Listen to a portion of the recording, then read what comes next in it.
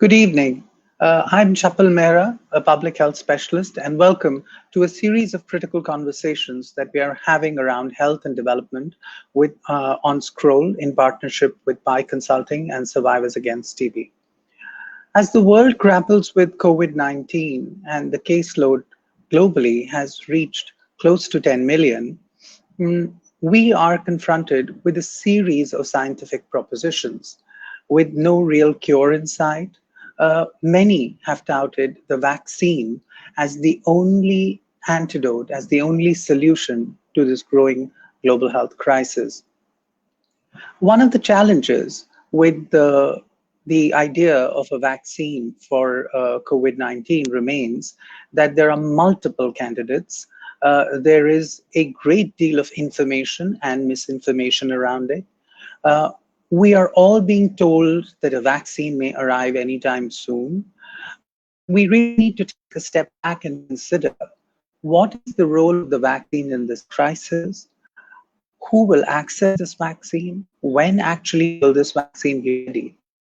The reason these questions become critically important is because while we wait for a vaccine or a suitable vaccine candidate to arrive, we must also consider the most fundamental public health measures that continue to remain relevant in this crisis.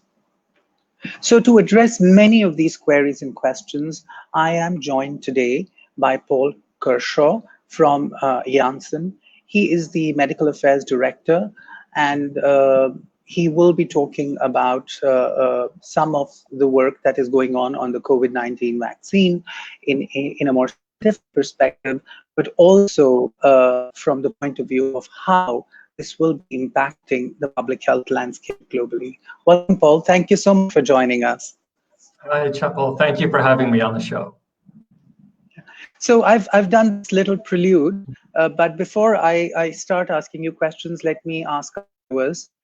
This is streamed live across various pages: the Scroll page, the PI Consulting page, the Survivors Against TB page. And if you have any questions, if you have any queries, please ask us, and we will be able to respond to them. It's not possible to give a definite answer to everything, and we have to recognize that, because the vaccine is a work in progress.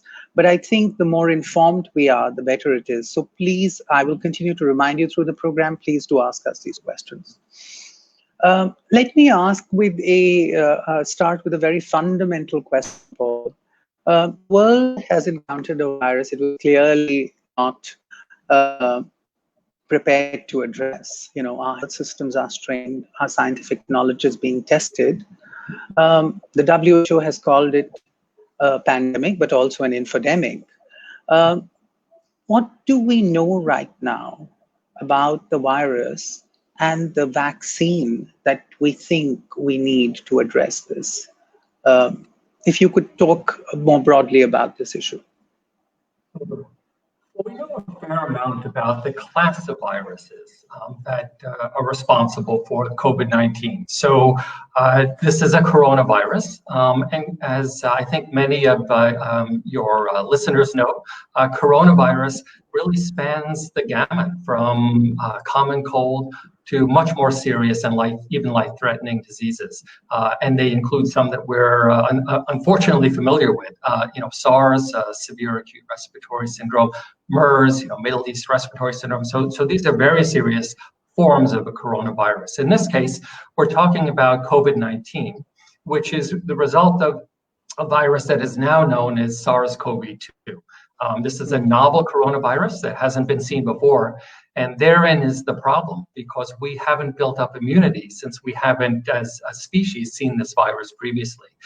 As a result, it's able to spread like wildfire, and that's the result of the pandemic that we're now finding ourselves in the midst of. I think we know a fair amount already. Well, we've learned a lot in the last several weeks and months about how the virus spreads. For example, We've learned that it can spread in asymptomatic people. So it's possible to spread the virus without having any symptoms whatsoever. That wasn't originally known, and it's something that's now quite clear. And that has a direct consequence on our behaviors, on how we change the way we interact in order to limit the spread and dampen the virus. Similarly, we know that some people are at risk for more than just the viral symptoms. You know, typically patients will develop at some point in the illness, if they develop symptoms at all, a fever, a cough, they'll feel unwell, they'll develop shortness of breath, and so on. But we now know that there's a subpopulation of people who get sick who then develop very serious consequences afterwards that can lead and progress to full respiratory failure requiring intubation, can result in multi-organ system failure, can result in blood clots, and many different organs can be damaged. And many of these symptoms we're learning in people who have the more severe forms of the disease can last for a long time. That said, we're still learning a lot because it's early days. But I think what it underscores is the fact that we're learning together. We're making some mistakes or missteps along the way, but like any science project, it's one of a learning process. And along the way, we get much, much smarter. I want to sort of use the background that you've given, and thank you for doing that. It's very, very useful and instructive. But now to turn to the main issue, the vaccine. And in a world that has been spoiled rotten by technology and by access, we think we have a medical problem or a virus, and we should have a vaccine tomorrow. There is growing impatience. Explain to us a little bit, I think, which is very critical at this point, about how long does it take to actually prepare a suitable, solid, reliable vaccine? Because the WHO most recently said we have to be prepared, and I think it's becoming quite clear that we have to be prepared to live with this virus for anywhere between 2 to 4 years. And there will be resurgences, or what we call second waves and third waves. So in that context, I think it's very important for the population to understand how long does it actually take? Well, it's a great question, and I've learned a lot about vaccines in the last several months. And one of the things that I used to think was that it would take 5 or 10 or even 15 years to develop a vaccine, because it did. That's how long it would typically take, first of all, to identify the right vaccine candidate for a given disease, then to go through the multiple steps that are involved in studying the vaccine, testing its safety and its effectiveness, eventually moving into human trials, manufacturing and scaling up the vaccine. We're talking sometimes decades of development for very serious diseases. Now, I know because as a scientific community, many companies, many governments, many NGOs have really come together, and we're pushing those limits. We're testing those assumptions, and by collaborating in a way that, and I think you hear many people say this, none of us have ever seen before, we're able to accelerate those timelines. Sometimes we're doing it using tried and tested platforms for vaccines. In some cases, we're actually seeing companies come up with brand new vaccine candidates. Regardless, the fact is that we're compressing timelines as much as possible. So what I'll say about the vaccine that we're developing at Janssen and J&J is specific to our vaccine, but applies to many others as well. I want to make one other comment about this before launching into some details, and that is, it's become very clear that there is no single vaccine solution. In addition to all the preventive measures that we know and we can talk more about, there will be multiple successful vaccines. There are over 100 companies now that are developing vaccines, and nobody thinks that theirs is going to be the solution to the problem. We're going to have to band together, and we're going to see, hopefully, multiple successful vaccine candidates. Now, some vaccines will fail, but others will be successful, and that's really eventually what will end this pandemic. So realistically speaking, in answer to your question, it's probably going to take something like 2 to 3 years to be able to get as many people vaccinated as necessary to be able to suppress this epidemic or pandemic. It's possible that it could happen sooner. It also could take longer, and a lot of that depends, as you alluded to earlier, in public acceptance of vaccination as one of the solutions to this crisis. I mean, I want to take some of what you've said and some of what we've been following of the WHO. I mean, the last WHO notification that I read said 132 vaccine candidates. If I'm not wrong, if a couple have been added, I apologize. But the last I read, and of varying scientific dispensations, following various routes, well, that may not be necessary to go into. But from the time of a promising vaccine, because many of them are now going to go into human trials, to the market, what is the window that we are looking at? Because, you know, I mean, one of the things that has become very critical is the misinformation around the vaccine. Everybody thinks you'll have a suitable candidate and it should be available in 3 months. We really need to understand this process. If you could talk a little bit about that. Absolutely. And I know that it's tempting to think of it as a race, and it is a race, right? But it's not a race where we're competing one company or one vaccine against another. We're all competing against a virus enemy, right? So I think it's important to keep that in mind. That said, there are some companies that are moving into human trials sooner than others. Among them, and I think this information is widely available, Moderna with an RNA vaccine, the University of Oxford with an adenoviral vector vaccine, in China, CanSino with another vector vaccine. So these companies have all announced, and some have actually begun trials in humans that will occur this over the course of this year. It's possible that some of those products, if successful, could even be commercialized relatively soon. Typically, though, what happens is that vaccines will enter a phase 1 development, which is testing in a small number of people after all of the animal testing and the development steps have been worked through. And the phase 1 study is designed to essentially test the safety in a small group of healthy people. Then into phase 2 and ultimately phase 3 into ever larger populations. Now looking at in phase 2 patients in the case of a vaccine who are at risk for developing the disease that's being targeted, and in phase 3 much larger population, tens of thousands of people typically, to be able to assess the safety, the adverse events, and the effectiveness of the vaccine in a larger population. And that typically can take years. Now in the case of COVID-19, that's all being compressed into a relatively short period of time, really months to 1 to 2 years. And for our vaccine, the vaccine that Janssen is developing, we had initially planned, and again in a very accelerated time frame, to be able to go first in human, our phase 1/2A study, as early as October of this year. And we announced a few weeks ago that we're able to accelerate that timeline, and we're now looking at starting the first human study at the end of this month, at the second half of July. We are hoping to have the initial results, at least interim results from that study as early as September timeframe in this year.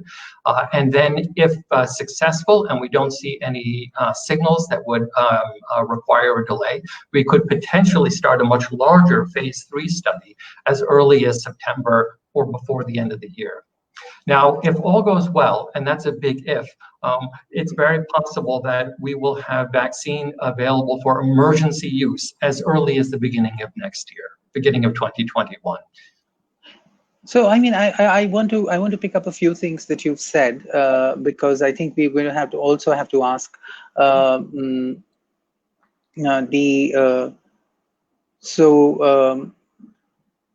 of the questions that emerges is that this whole pressure to fast track these vaccines, which remains a real and pertinent issue.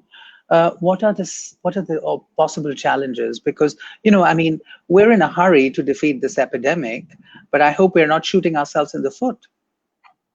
Absolutely, and there are many challenges. In order to develop a vaccine, we are very, very careful to address those challenges to make sure that we're in no way compromising safety, that we're not taking any shortcuts, because it's critical that since a vaccine, unlike a lot of other medications that are used to treat patients who are sick, a vaccine is used to treat people who are healthy, to prevent them from becoming sick.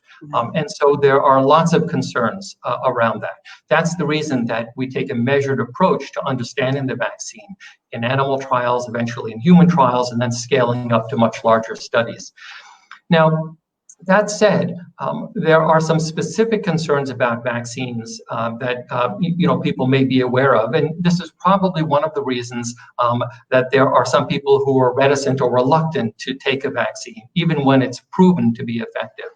And so one of the things that I think is absolutely critical for us as a society, a large society, is to be able to address those concerns in a very open and transparent way, to allow people to make the right decisions, but to recognize that it's critical for us to be able to create, and one of your listeners has asked this question, a level of herd immunity. And it's not just for us as individuals, but because that also protects other people. So one of the reasons, for example, that we wear face masks isn't just to prevent ourselves from getting sick, but is to prevent us from spreading a disease we may not even know we have to other people. It's the same for vaccines.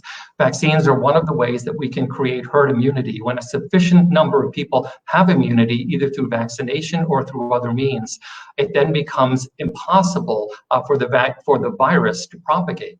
And that is the end of the pandemic. And so to reach that point, we need to be able to vaccinate a significant number of people, or for a significant number of people, a majority of people, to have their own immunity from having contracted the virus themselves. Sure. I mean, we started getting a few questions, and I think this is just showing how much of an important issue this is in people's minds. Because I can tell you, in countries like India, where our caseload is rising, and we are now the fourth most affected country in the world by COVID-19, everybody talks about a vaccine. So here are some questions. Washita is asking us this question, saying that, is there any truth about those who have been vaccinated with BCG? This came up in the news, as you remember. And a second related question sort of is about what we discussed a little bit earlier about an infodemic and the global overload of information, asked by Manmeet Singh, who's saying, we've been told that there are several strains of this virus. I mean, it's important to, at this point, to point out that a coronavirus is of different kinds. So, and would a single vaccine address all those strains? So I think this is a pertinent question, because a lot of people say that. So how would you address both these questions? So first, just to dispense with the BCG question, I think it's important to note that there are a lot of potential treatments for people who are sick, as well as preventive measures that have circulated through social media and through the lay press, and also through scientific channels. And the bottom line is that we don't know. It's too early really to know which of these are effective. From what I've read, and that's not everything, but my understanding is that BCG may not be effective in this situation, but we'll only know if adequately controlled clinical trials are conducted where we compare BCG to something else like the standard of care or another effective treatment. So I would say right now it's way too early to speculate on that. We've seen a lot of speculation in this field, and I think it's really important to step back and look at this scientifically and to address all of these questions in a proper scientific manner. It's the only way we'll know the truth, we'll know what the answer is, and that does take time. So in answer to your other question, and I'm sorry, remind me the other question. The other one vaccine work, because we've been told there are numerous strains to the virus. Great, thank you. So absolutely. So I think that we see not only are there numerous strains, but like any virus, we see mutation over time, and that can happen quite quickly with a virus, as it can with any infectious agent. The vaccines that are being developed now target different parts of the virus. one of the things, and I should say something about the Janssen vaccine. One of the things that the Janssen vaccine is targeting, or actually the thing that the Janssen vaccine is targeting, is known as the spike protein. So on the surface of the virus are these spikes. Everybody's seen these pictures, and those spikes are what allow the virus to enter healthy cells. So it turns out that the spike is made of proteins, and the protein is determined by a DNA sequence, and that DNA sequence is very highly conserved despite mutations. What I'm saying, in other words, is that if a mutation interferes with the sequence of that spike and changes the protein composition, it seems to render the virus ineffective. It can no longer work. It can no longer infect people. And so as a result, we call this a highly conserved sequence. And what it means is that by targeting that spike protein, we're targeting a part of the virus that can't change, because if it does, the virus doesn't work anymore. And so we believe, and what we know today seems to indicate, that that's an effective target because it will allow for lasting immunity, and immunity that will protect people, presumably despite the mutations that the virus will undergo and the different strains that the virus may take in the future. Okay, thank you so much, Paul. We are completely inundated with questions, so I'm going to hold mine and ask you more, because I think COVID-19 would give COVID-19 vaccines are going to give JLo a run for her money. Karishma Saran is asking, how many doses does one need to take for how long will the vaccine protect an individual? And especially she's referring to the J&J vaccine. I think the understanding is more broadly, if you could explain the nature of how long it will save or protect people, that would be helpful. Absolutely. It's a great question, and I don't think anybody knows the answer today, but we will know that answer. And the reason is because we're testing different formulations of the vaccine. We're testing different doses of the vaccine in humans in our phase 1/2A study. We're also testing both a single dose as well as a single dose followed by a booster a number of weeks later. And then we'll compare based on the response and the immunogenicity, the ability of the virus then to create an immune response in the patient, in the person who receives the vaccine, whether or not a single dose is effective, and if not, if 2 doses are required. So it's a great question. Other companies and developers of vaccines are going through the same process to understand whether a single dose is adequate or 2 doses are necessary. We're getting a couple of other questions here which are really relevant. Again, my questions have gone out of the window. There's a very specific question around the phase 3 trials where they're saying, can you help a layman understand what is actually happening in phase 3? And I guess the reason for this question is, how far ahead from phase 3 does anyone get access? Right. So phase 3 studies are quite large. In the vaccine space, we're talking tens of thousands of people typically in a phase 3 study. Now, one of the interesting things about a phase 3 study is you can go and vaccinate lots of people, and it can take a very long time to determine whether or not it's effective, because you don't really know until those people are actually exposed to the vaccine. So in a phase 3 study, and in earlier phase studies as well, we test reactogenicity, which is an adverse response to the vaccine to make sure it's safe. We test immunogenicity, which is the ability to induce an immune response. And for those of you interested in the science, in the case of our vaccine, we're looking at both humoral as well as cellular response. But I think the important thing is that you can accelerate development by targeting a population at risk. That is, if you can undertake a phase 3 study in people who are more likely to be exposed to the virus than people who are not, you will quicker arrive at a conclusion about whether or not the vaccine, the patients who are exposed to the vaccine, or the people who are exposed to the vaccine are protected compared to the people who are not. And so in order to do that, we, just like a lot of other companies and vaccine developers of a vaccine, are targeting or looking to target those populations for the phase 3 studies where we expect to see a surge in virus and rates of infection. And so in order to do that, we're using some fairly sophisticated epidemiological methods to be able to discover and predict where the virus hotspots are likely to be, and then to be able to target those hotspots. We also think that that's where it's going to do the greatest good. The other thing that we're looking at is how to target those areas where patients are at greatest risk of developing the sequelae, the serious manifestations of the disease, respiratory failure, and even death. And as a result, we're looking not only in healthy adults, but we're also going to be including people who have risk factors, like hypertension and diabetes and obesity. We're also looking, because we know it's a significant risk factor, at older patients who are 65 and older, because we know that's a special risk population, particularly for this virus.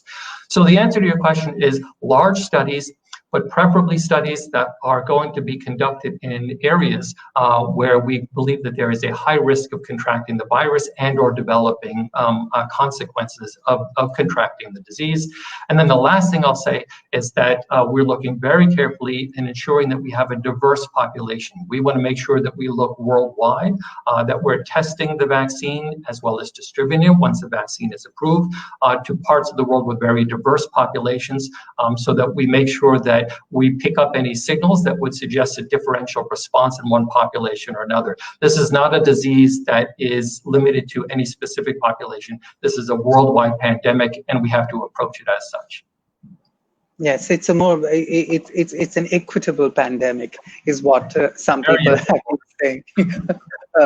It's changing all our lives, and I just want to take something and emphasize from what you have said, that I think it's the diversity, the geographical locations, the high-risk populations that often determine the effectiveness of the phase 3 trial, and also how effective it will be in large populations worldwide, globally, because and this is why the phase 3 trials are so critical and have to be fully monitored, planned. Hence, the hurry to compress scientific evaluation is never really a good idea. It has the capacity to mislead and also backfire, which doesn't help anyone during the pandemic. We have a couple of questions regarding, and I think it's a related question, of course. And again, you can understand the anxiety around the vaccine, because Radhesham Jadhav has asked this very pertinent question, that the Indian Council for Medical Research, which is sort of the equivalent of the well, not the CDC, but a similar agency in the US, which leads all medical research, has said that we should have a vaccine, completion of all clinical trials by August, to launch the vaccine for public health use latest by August 2020. I think a rather ambitious target, I would think.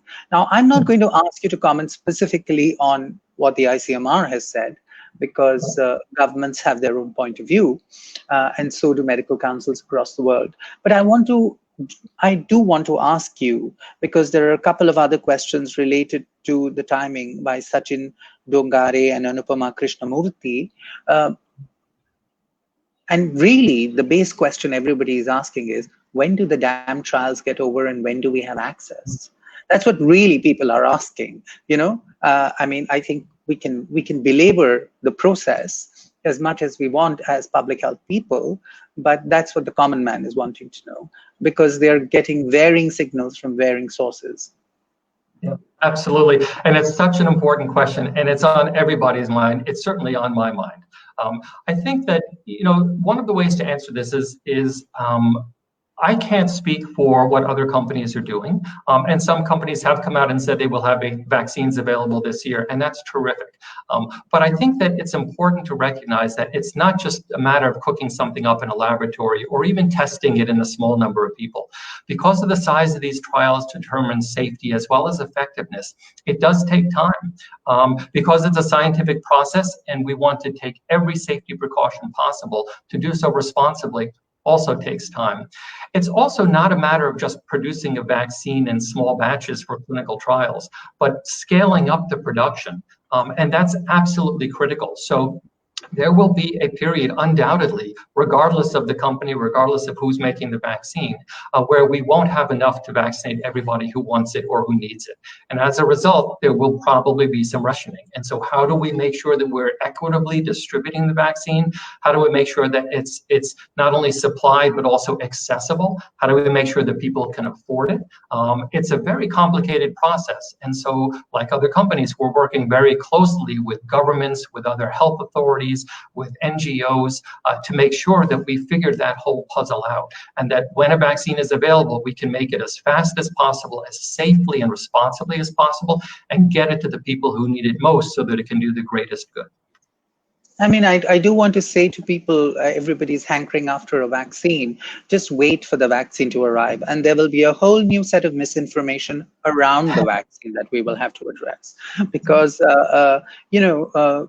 this is human nature, and there are enough anti-vaccine lobbies out there which believe that vaccines are not the solution, not necessarily good or bad. We are not here to weigh in on that. But hankering after a vaccine is definitely a good idea, but waiting for it might be a little bit like waiting for Godot here, because it has its own complications. I want to, for a moment, first I want to thank all the viewers who are asking us these great questions, but I also want for a moment to turn to this broader question of economics, because everybody wants a vaccine, but the largest number of people in the world who may be at risk may not be able to afford one. Recently, several heads of states and political leaders have come out with an open statement saying that it should be made affordable, and in some cases the technology should be made free. I'm not asking you to necessarily comment on Janssen's position here, but I'm also saying that 132 candidates, we're hoping at least 5% of them will succeed. Give and take. But what about affordability? What about price? Why are we not having that conversation alongside? Because the larger number of people in the world anywhere may not be able to afford this vaccine. Yeah, and I would say it's a critically important question, and we are very much having that conversation. So Janssen has come out and said quite publicly that we are committed to bringing an affordable vaccine to the public on a not-for-profit basis for emergency pandemic use. That may mean for 1 or 2 years or however long the emergency pandemic persists, but that not-for-profit basis is a core part of our commitment. And the reason is that, and again, like a lot of other companies, we're not looking at this today to make a profit. We're looking at it to solve a pandemic. And I think what's really critical about that is that we have all of our resources that are being dedicated to developing the vaccine, to making sure we figure out how to get it approved in as many countries as possible, as quickly as possible, to getting it distributed and manufactured at scale. And that is a significant commitment. Price will come later, but that's not what concerns us today.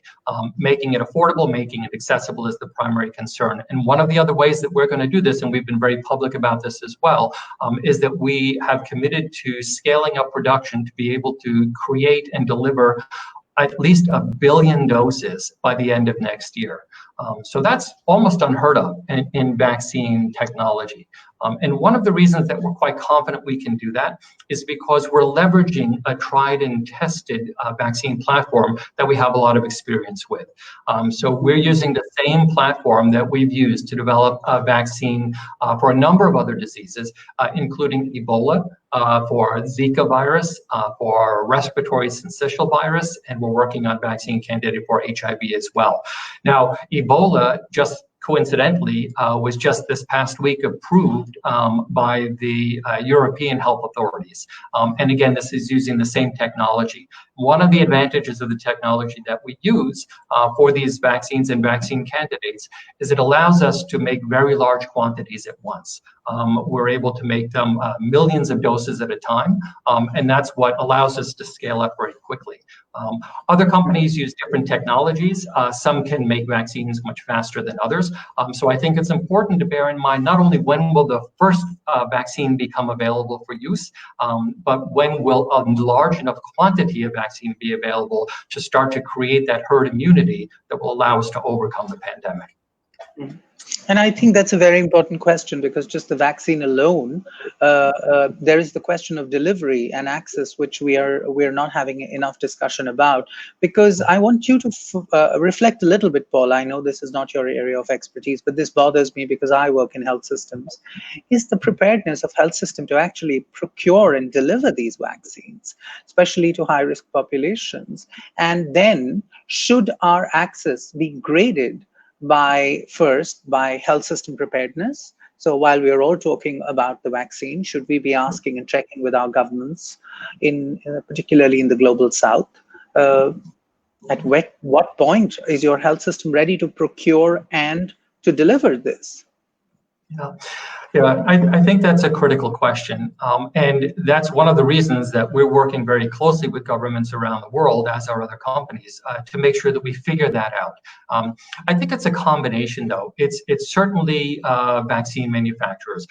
It's also a lot of NGOs, health authorities around the world, regulatory authorities, as well as governments, to be able to figure out how we're going to solve this crisis. I've seen very good examples of cooperation, and I've also seen some examples of selfishness. And I think we need to keep pushing to be able to make sure that we are approaching this problem as one. And I've seen some, and I'm sure your listeners are aware of this as well, some very good work coming out of, for example, CEPI, the Coalition for Epidemic Preparedness Innovation, right? We've seen a lot of work coming out of course, the World Health Organization. In the US, we've partnered with BARDA, which is the Biomedical Advanced Research and Development Authority, part of the US Department of Health and Human Services, which has contributed significant resources to make the development work and distribution possible. So a lot of these collaborations, and there are many more, are what's going to make this possible. But similarly, to your point, working with governments is critical. The governments have to enable us by, first of all, assessing the safety and efficacy of the vaccine products and making sure that they're safe and effective for the population in the country, by accelerating those approvals as much as possible, for making it possible then for access and distribution of the vaccine. And there are many steps that are required to make that happen. So we're planning in parallel. And I should mention that we are, as are other companies, manufacturing vaccine at risk before we even know the results of the clinical studies and the phase 3 studies, because we think it's that important and we're willing to take that risk with a lot of support from governments and NGOs and others to make that happen. So I guess what I'm trying to say is that it's everybody coming together on the private and public sector to figure out how to do this, how to get as many doses to the people who need them as quickly and effectively as possible. I mean, I think one of the things that you mentioned about partnership and people coming together is really critical here, because I think there are players in the global north and the global south that need to collaborate, and there are pharmaceutical agencies, but also international agencies that need to work together.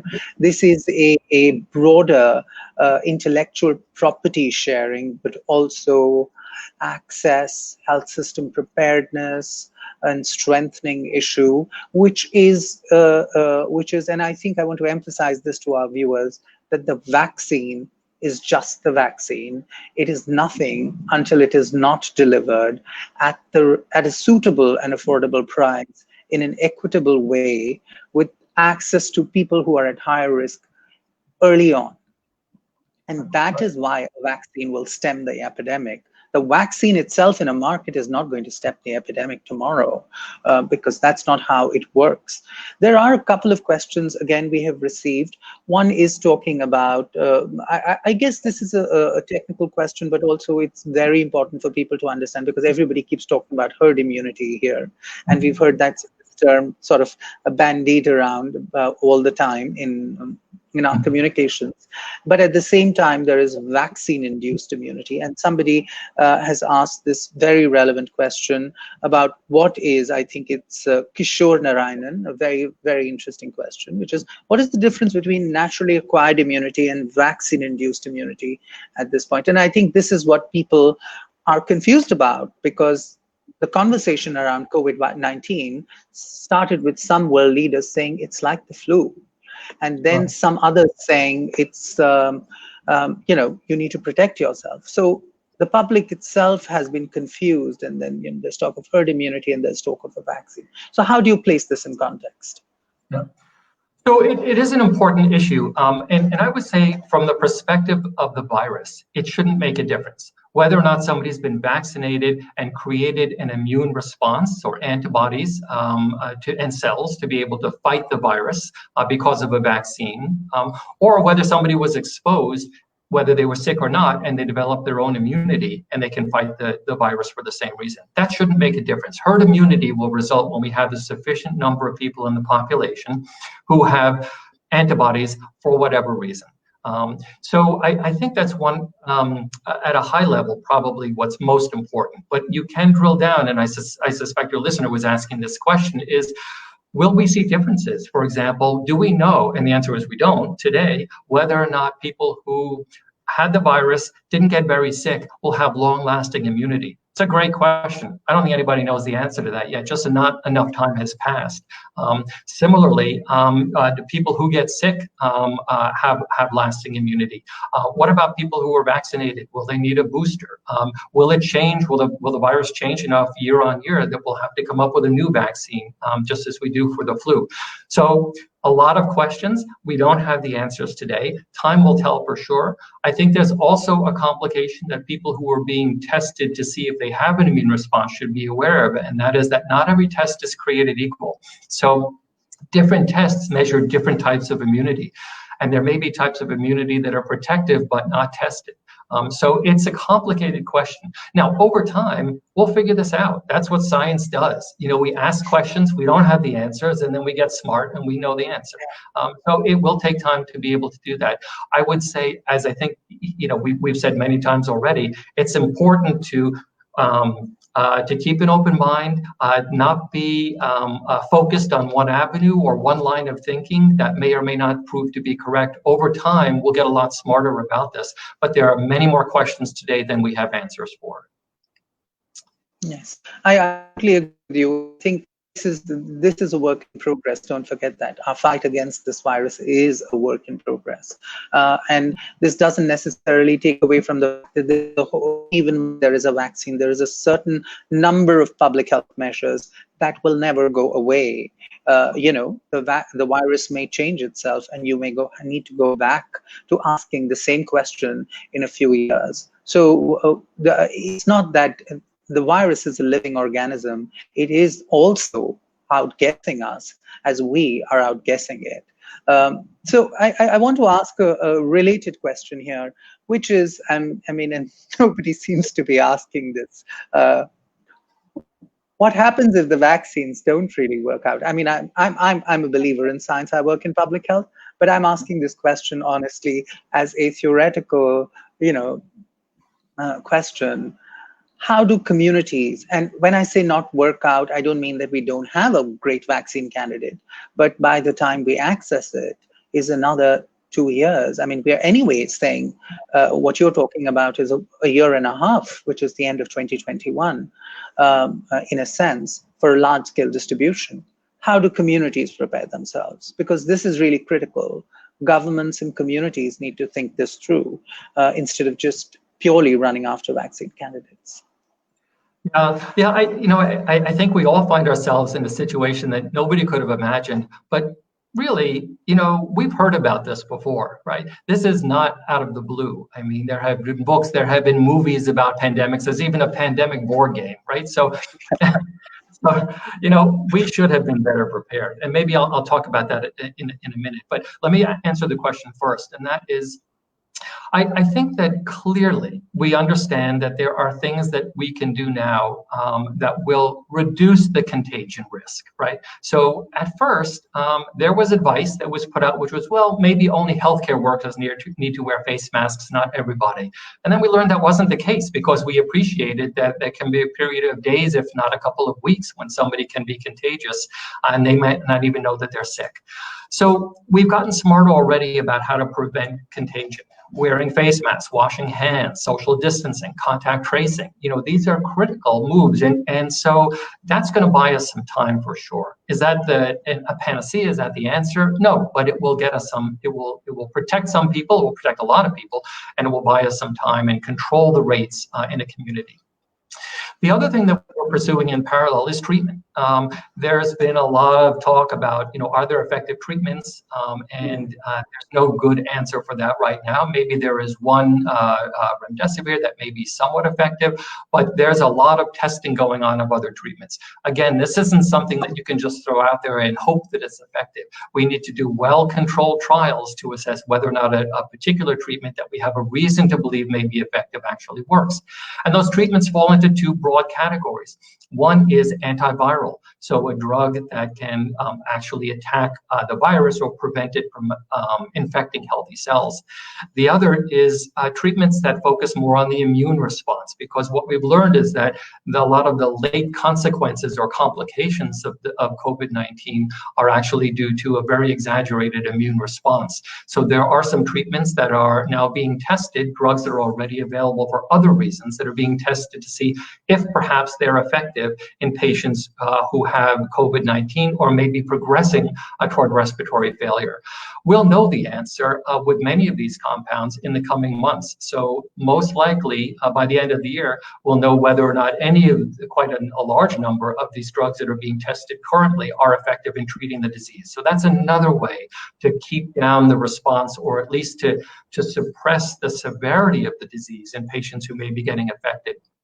In addition, we're even learning without an effective treatment today, and I'm not talking about a vaccine, but actually treatment for the virus or patients who are already sick.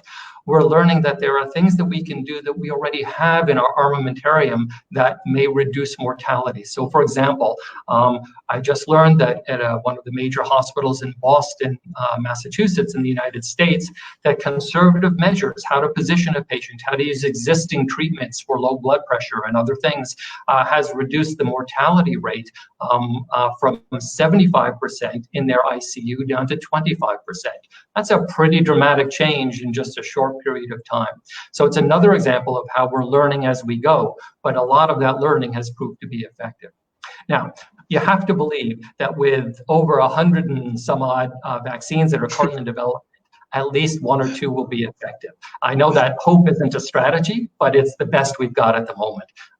And again, because many of the vaccines that are being developed are using tried and true technology. They've been tested with positive or favorable results in animals, that the ability to produce immunogenicity in humans is now starting to appear. We have a very good reason to believe that we will have an effective and hopefully safe vaccine candidate in the not too distant future. I mean, I think the important word here is hope, because I think this is also a humbling experience for all of us, because humanity has been engaged in larger questions of science and philosophy, but not enough sometimes in the questions of development. So we assume that we have a solution every time. I think there are a couple of really good questions that have come up again, and I think we're going to be, I'm going to ask you to respond to them very, very briefly. But first, let me acknowledge Kayuri Bhanushali, who asked that question about affordability. A very important question is about treatment, since you mentioned treatment, and saying that there is a candidate that is being currently sold in India called favipiravir. And some people have argued. Now, when we're talking of treatment, I do want to say that it's very important to trust reliable sources for treatment information, because not too long ago we were told certain antivirals used to treat HIV or control viral loads were effective, and then they were found to be non-effective. So if you could very briefly touch on this. treatment and the possibilities there. Yeah, yeah. So I cannot speak to this specific molecule, but what I can say is that so far, with perhaps very limited exception, there has not been an effective treatment that has been demonstrated through reliable clinical study. And again, I think it's really important to look at the evidence and to see whether or not the treatment is compared against other treatments that are currently being used or known to be effective. In this case, the treatment would be compared to a standard of care. But without that comparison, it's very hard to know. It's just anecdotal. So for example, in the early days of the pandemic, which I know sounds like years ago, but it was really only a few months, we were very encouraged that there may be some HIV treatments that could be perhaps be effective in this situation. And those were tested in vitro in the laboratory. They were also tested in small clinical trials, in this case in China and elsewhere.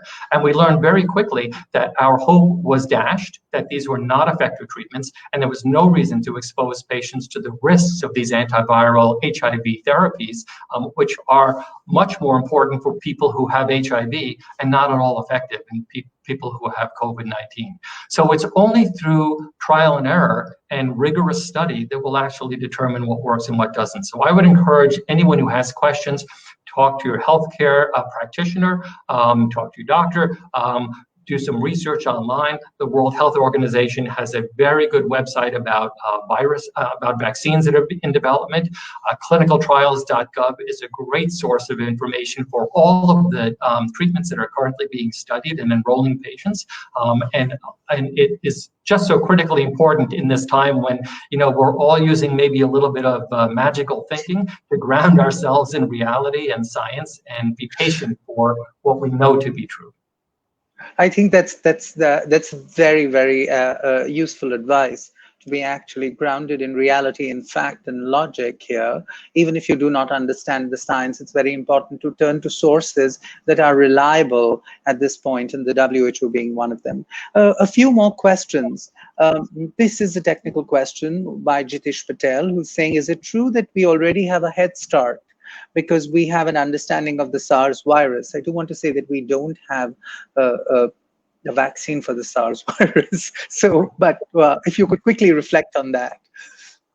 I think that's right. We do have a head start. And we have a head start for a couple of reasons. One is, yes, because we know a lot about coronaviruses. Even if this is a novel virus, it's very similar in many ways to other viruses that we know.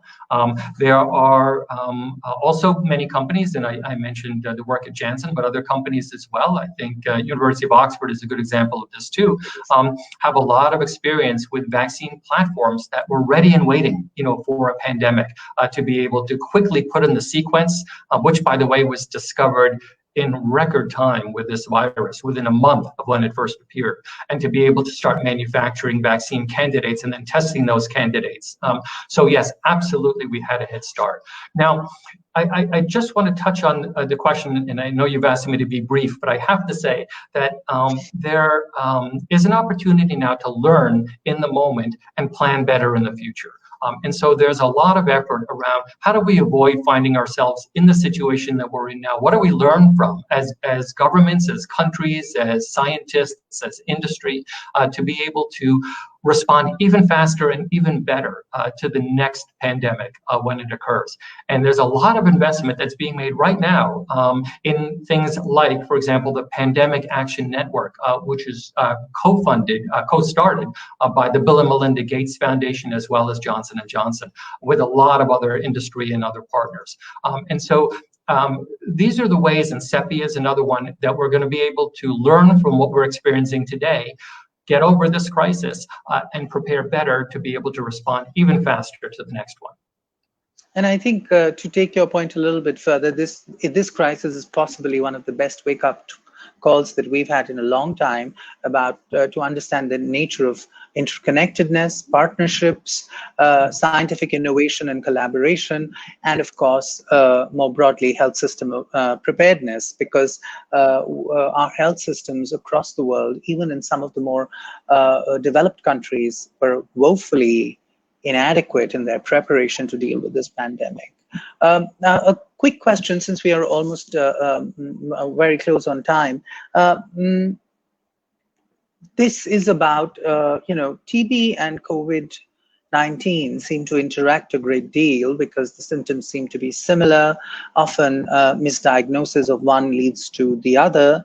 And the challenge here is, which I think is particularly around which a TB survivor may want to consider. This question is asked by Debashri Lokhande, a very useful question, saying that would you be including a TB survivor in your target population for the clinical trial? But I want to expand this question a little, because we've heard about and you've mentioned it also, so if you could touch on it briefly, high-risk populations, HIV, TB, hypertension, diabetes, a certain age, cardiovascular disease. Are we really integrating them into our phase 3 trials? Yeah, so it's a great question, and I wish I could answer it, but our phase 3 trial is still in development. So exactly what that looks like, who will be included, who will be excluded, remains to be seen. We just don't have an answer yet. It's also not entirely up to us, because once we have a preliminary design for a phase 3 study, we then have to shop that around to health authorities around the world and make sure that they're comfortable with that design, and they will inevitably come back and say, well, maybe you should consider this, maybe you should do it a little bit differently. So I don't have an answer to that question. What I can say, though, with a high degree of certainty, is that we will try our very best to welcome as broad a population as possible, because we want to learn from exposing as many people as possible, especially people who may be at higher risk for developing complications from the infection, to understand how they respond to the vaccine. So I don't have an answer for you today, but as the protocols are developed, as the design of that study matures, we will know precisely who can be included, hopefully as broad a net as possible, and who will be excluded from the initial investigations. I'm going to ask you a quick question, which I think will get lost if we don't do it, and I have one more question. So if anybody has any last-minute questions, please go ahead. What is the role of communications here, if you could briefly touch on, around the vaccine, as we develop it and as we have a candidate? Because I think we've discovered, in the case of numerous vaccines, that misinformation is rampant. Yeah.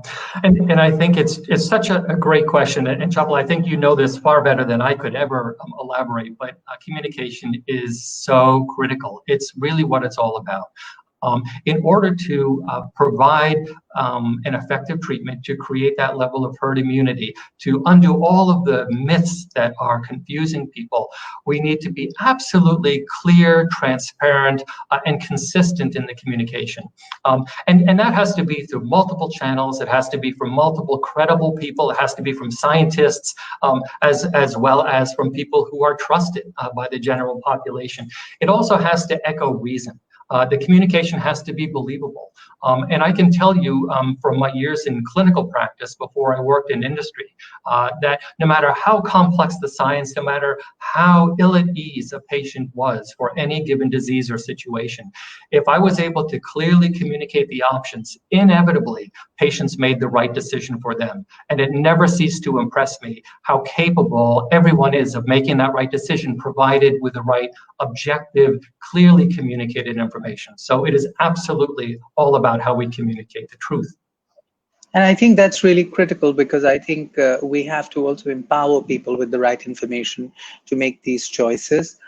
Sadly, we have run completely out of time. I still have a couple of questions that are unanswered, and I really apologize to you, because I think questions around the vaccines remain and will continue to remain.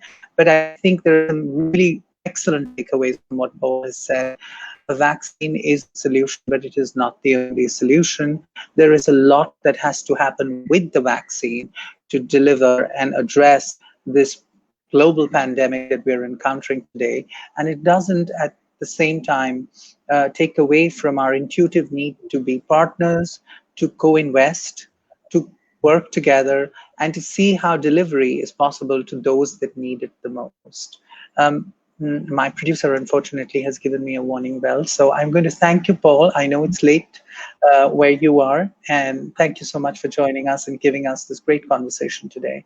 We really appreciate it. You're welcome. It's my